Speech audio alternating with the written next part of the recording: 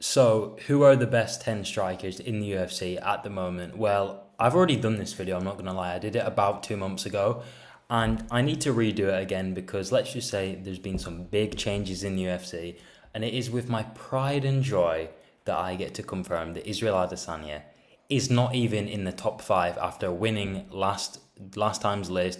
He was number one, and it is my utmost enjoyment to allow you guys to know the pleasure that he is not even in the top five. He's at number 10, okay?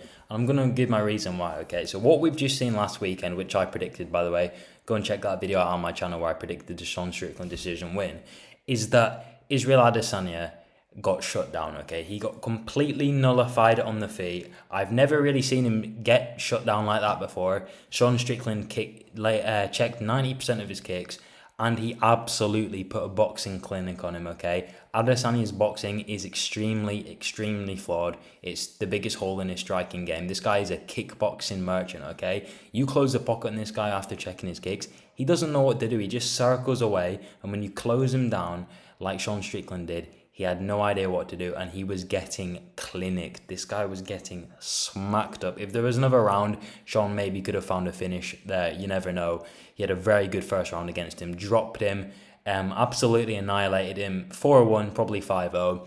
And yeah, out he goes. He's even lucky to make up the list. I almost thought about not including him, but then I couldn't really think of a 10th striker. I wasn't going to put Wonderboy in here because that guy literally hasn't got a finish in God knows how long against a good opponent. The guy is not much finishing threat.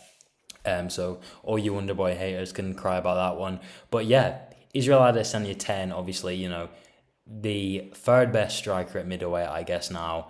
Not really saying much, seeing as middleweight is absolutely trash division. However, I couldn't really think of anyone else, so he got very lucky and he just scraped the list. We move on to number 9, Max Holloway. Now, in the original list, Max Holloway did not make it. However, I just said my main criteria for not including Holloway was, he's a good boxer. His kicking game is not very effective because he doesn't really do a lot of kicks compared to other fighters on this list. And he just lacked a bit of lethality. Well, he proved me wrong, okay? He knocked out Zombie in 2. So, he kind of, it's almost like, I know he didn't, but it's almost like he basically saw my video and thought, I'm going to prove this man wrong. And he did. So, he showed a bit of lethality. His boxing's very crisp, good head movement, good footwork. Max Holloway, number 9. I don't really think there's anything else to say about him. A lot of you were saying why wasn't he, and I think I had good reason to not include him, but he put a clinic on Zombie and he finished him as you'd expect, because obviously Zombie isn't in the best, obviously just retired at the end of that fight. But Max Holloway number 9, I think that's fair. He's in a fairly stacked division too, so I think that's a quality position. We move on to number 8 on the list, maybe a controversial one, Rafael Fiziev. Now, Fiziev's making the list, and yes, Fiziev does slow down when he has pretty bad cardio, and after that, he's a bit of a sitting duck, and he doesn't really use a lot of his tools on the feet, because, he likes his spinning kicks, his fast kicks, and obviously when he's gassed, he can't really do that. So, he's gonna kind of get a bit of luck on the judging criteria here, because I'm not really gonna count gassed, okay? I'm gonna count, when they're there, so he works out on this list. He's fine. This guy's got really good Muay Thai, really good combinations, got really good finish. He likes to finish with kicks, very effective. He's caught a lot of people with them. This guy's literally finished like 5 fighters with combo enders, like he's in some kind of video game, you know what I mean? This guy's crazy, very good setups, very quick. He's one of the fastest lightweights, and he's got, good, like I said, he's got good kicks, Muay Thai, good knees, good elbows, stuff like that. So, very, very well-rounded striking game, and very offensive too. So, I know obviously Adesanya's got a good kickboxing game, but Fiziev's is much more offensive, much more lethal. You snooze on him for 1 second, you lose focus, he'll probably put your lights out. This guy can be losing the entire fight, have one good combo, and you're flatlined. So, lethality does help you, does bump you up the list. And that's why Rafael Fiziev, I think he was 9th last year. He's gone up a place. Granted, he hasn't actually fought since. However, he is fighting Mateus Gamrot, and I do imagine he will flatline KO Mateus Gamrot, because that guy is absolutely clueless on the feet. So lock that prediction in, guys. He will absolutely score Mateus Gamrot, I'm sure. We move on. Leon Edwards. Now, Leon Edwards was a lot higher in my original video, and my position on Leon hasn't changed, but my position on other fighters has. And, Leon's just a really good, well-rounded striker. He's really good. Like I said, I've said this a million times. He's just that bit better than the person he's facing, and that's his style. He'll just slightly outland them. He'll slightly outstrike them. And that's just how he rolls. This guy will slightly outstrike someone who's never had a fight in their life and has never had experience, but then he'll slightly outstrike Anderson Silva, hypothetically, so he's just that kind of fighter. It's a really weird thing to watch, that he'll just slightly beat someone terrible and then just slightly beat one of the best fighters in the world. So yeah, very well-rounded, good leg kick game, very good shutdown. Usman when I completely neutralized him. Obviously, flatline KO'd Usman, very hard task. He did that with a feint. All right jab. And good boxing, this guy's got good boxing. He's got decent head movement, and he's got very good knees and elbows. So, add that to his armory. Very, very dangerous. Some of the fighters on this list don't really have as lethal knees and elbows, especially when he's exiting the clinch. That's where he's at his most lethal when it comes to elbows and stuff like that. So, Leon Edwards, I'm not saying he's got worse or anything. Obviously, he hasn't fought, but I just think other fighters on this list have maybe shown that they've improved more. So, yeah. Speaking of improvement, Cyril Gane, he absolutely scored Sergey Spivak 2 weeks ago now at UFC Paris. Obviously, a lot of people expected that to happen. This guy is completely way better than Sergey Spivak on the feet. Completely outclassed him, shut him down, literally destroyed his legs in one round. Sergey had no answer for it whatsoever. And it looked like a sparring session for him. He was very casual, probably could have finished it in the first if he tried. And I remember he sat down at the end of round one, and his coach was just screaming to him. He said, "Empty your cardio," in French. He said, "Empty your cardio," and finish him. And that's what he did in the second round. Absolutely annihilated him. So, credit where credit's due. He's the best heavyweight striker ever. I'm going to put that label on him. His grappling lets him down sometimes, but it looked good against Sergey Spivak. He's the best heavyweight kicker ever, maybe the best boxer ever. He's up there, but all around he's the best. He's basically the heavyweight that introduced leg kicks properly. This guy's doing inside leg kicks, and you don't see a lot of heavyweights doing that. This guy's feinting, looking very fluid on the feet. He has the best heavyweight footwork. So yeah, the list goes on. He's one of the only heavyweights I know that throw spinning heel kicks and don't accidentally fall on the floor when they do it. He literally did it on Ngannou, the scariest boxer in the UFC. So, there you go. So yeah, just shows you, doesn't it? Cyril Gane, he is the best heavyweight striker, and I'm confident in that. And obviously, after sculling Sergey Spivak, he deserves this place on the list. We move on. Justin Gaethje. Now, I didn't actually have him on the first list. I chose Poirier instead. I think Poirier was 10th. I think he was 10th.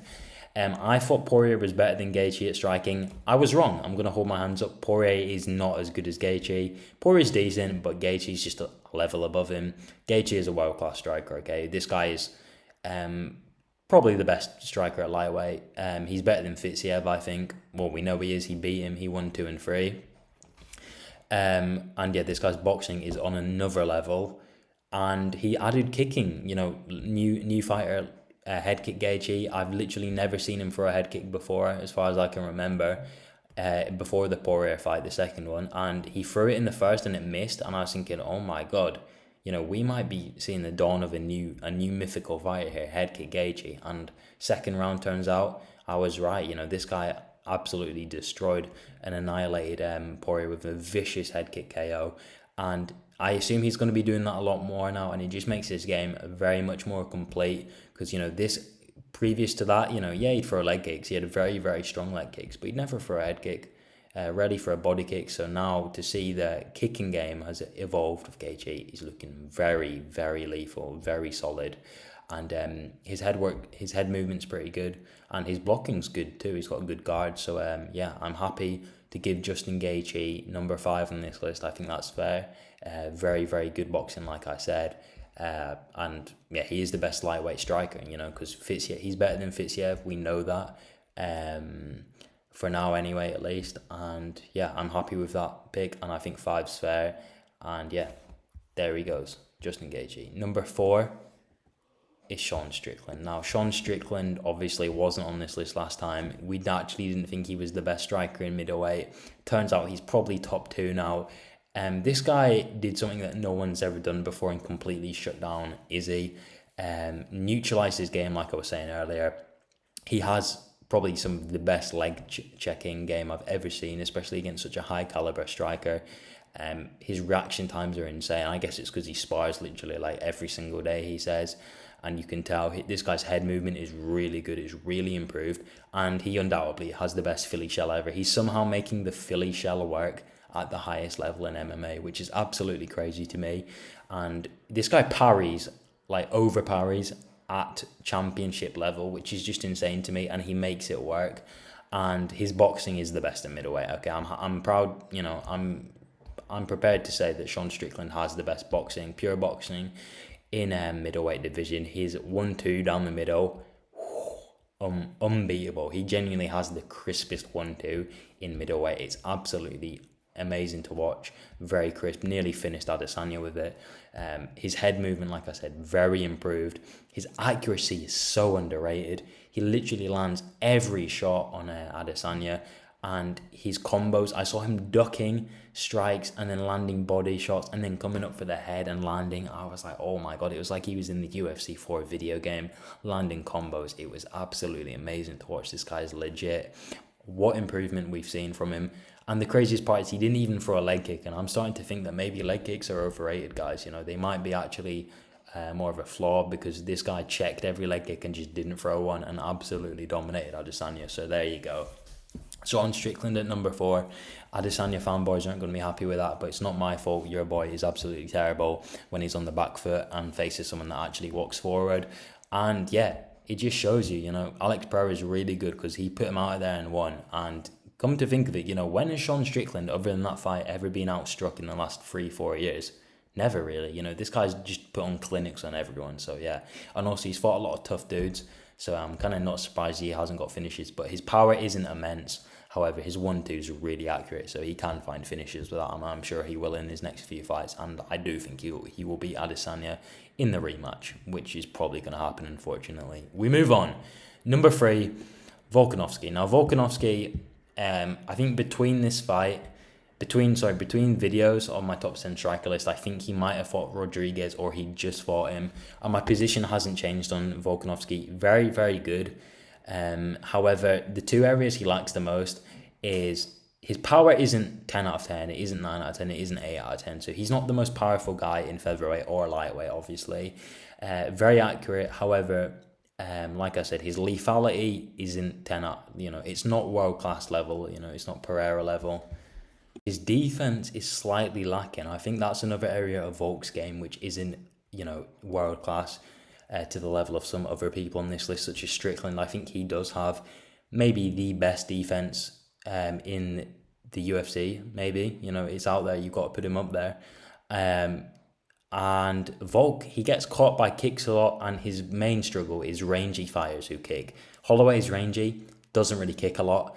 Yair was giving him trouble on the feet. We've got to be honest. I think it was round 3. I haven't watched that fight in a while. Round 3, he was teeping Volk to the body. He wasn't liking it. He was landing body kicks. He was going for leg kicks. And you could tell Volk wasn't liking it. And also, Islam had moments on the feet. He was landing on Volk. And Volk kind of charges in there sometimes, especially against guys that are a fair bit bigger than him or at least taller than him. He has a bit of a habit of charging in, kind of like Juliana Pena. And when that happens, it's usually not a good idea. Robert Whittaker does it as well, and look what happened to him in his last fight. But yeah, I just not a huge fan of that method, and it has flaws like getting caught. And who knows, maybe Volk will get caught one day.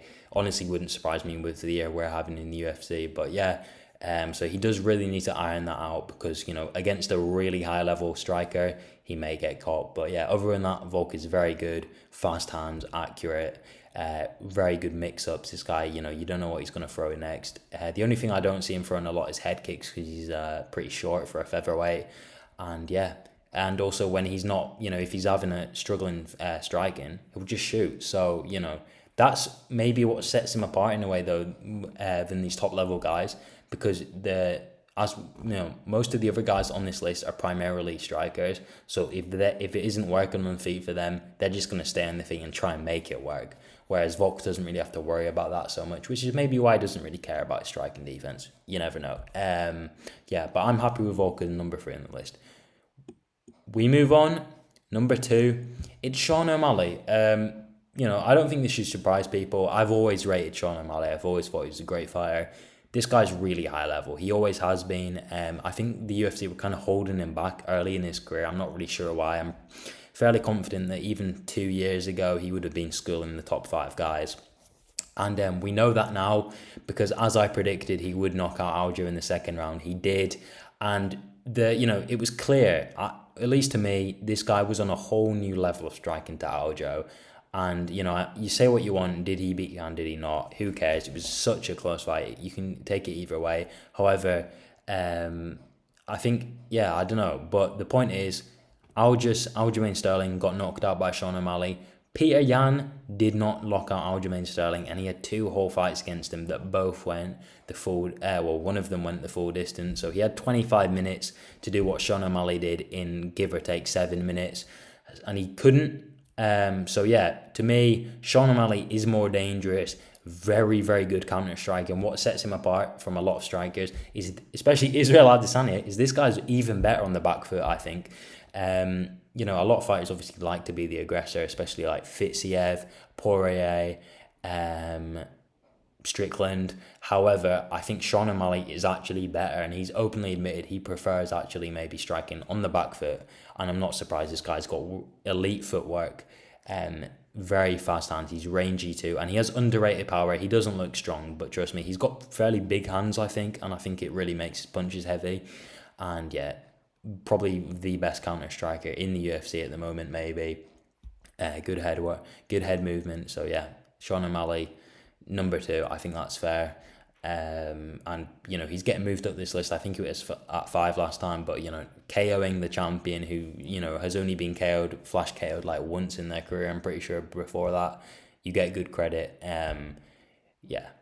Sean O'Malley, number 2. So number 1, who is left? Well, I'm proud to say it's one of my favourite MMA fighters, Alex Pereira. This shouldn't come as a shock to anyone. Previously, I did put Adesanya just above him.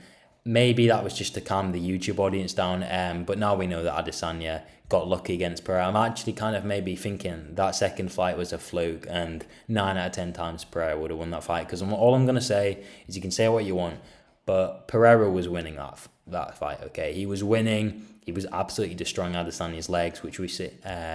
We saw that in round 2 especially, and he was landing to the body. He got overconfident, dove in, and got KO'd. So chinny Pereira at middleweight because he's dehydrated. But other than that, this guy's crazy. Okay, this guy has the best offense in the UFC right now. I'm happy to say, when this guy's on the front foot, absolutely crazy. And even when he's on the back foot, very lethal. He has like a fallback left hook kind of thing. He likes to, as he walks back, he throws the left hook. I'm sure you've seen I think it was his LFA fight maybe, knocked out a contender doing that exact move. And this guy's left hook is obviously just, if it lands anywhere near clean, you're unconscious. So very, very dangerous. Good jab down the middle, good straight. 1-2 is pretty good too. The only area where Alex Pereira isn't good is his striking defense at times. When he's thinking he's winning the fight, he kind of just forgets about striking defense. However, I kind of get why, because you would have an ego when you're that good. This guy destroys everyone in the leg kick battle. This guy lands flying knees like easily, which is kind of crazy. Like, this guy makes them look effortless. Obviously, we saw that against Michailidis. Just very dynamic striker. Very quick head kicks, no telegraph. He has one of the best head kicks in the world. Very good heel kick as well. So just all around amazing offensive fighter. Like I said, only place he lacks is in his striking defense when he's winning fights, which I think is what we noticed in the Alex Pereira fight. So yeah, that's why he's number one. So yeah, I don't think this should be particularly surprising to anyone that Pereira is number one, because offensively, going forward, this guy is, in my opinion, the best striker in the UFC. And going backwards, he's probably top three, top five that I can think of. I think Sean O'Malley is the best going backwards, like I said, but you got to put Pereira in there just because of that counter left hook. It seems to always land. And yeah, that is my new revised list. Watch someone on this list get flash KO'd soon. I'm not sure who it will be. I'm scared it may happen, but we'll see. But yeah, that's my new list. Thank you guys so much for watching. Leave a like and subscribe if you're new here. We are back on the upload grind. I've been away for ages. I'm not even going to bother making excuses, but yeah. So leave a comment. Let me know your guys' list in the comment below. Don't even bother commenting about Wonderboy, because that guy is so overrated. He hasn't knocked out an opponent in years, I think, in at least 2 years, and he just gets taken down and destroyed. So he isn't going on this list, okay? He has no lethality compared to guys in this list. But yeah, thank you guys so much for watching. Leave a like, subscribe, and I'll see you guys in the next one. See ya.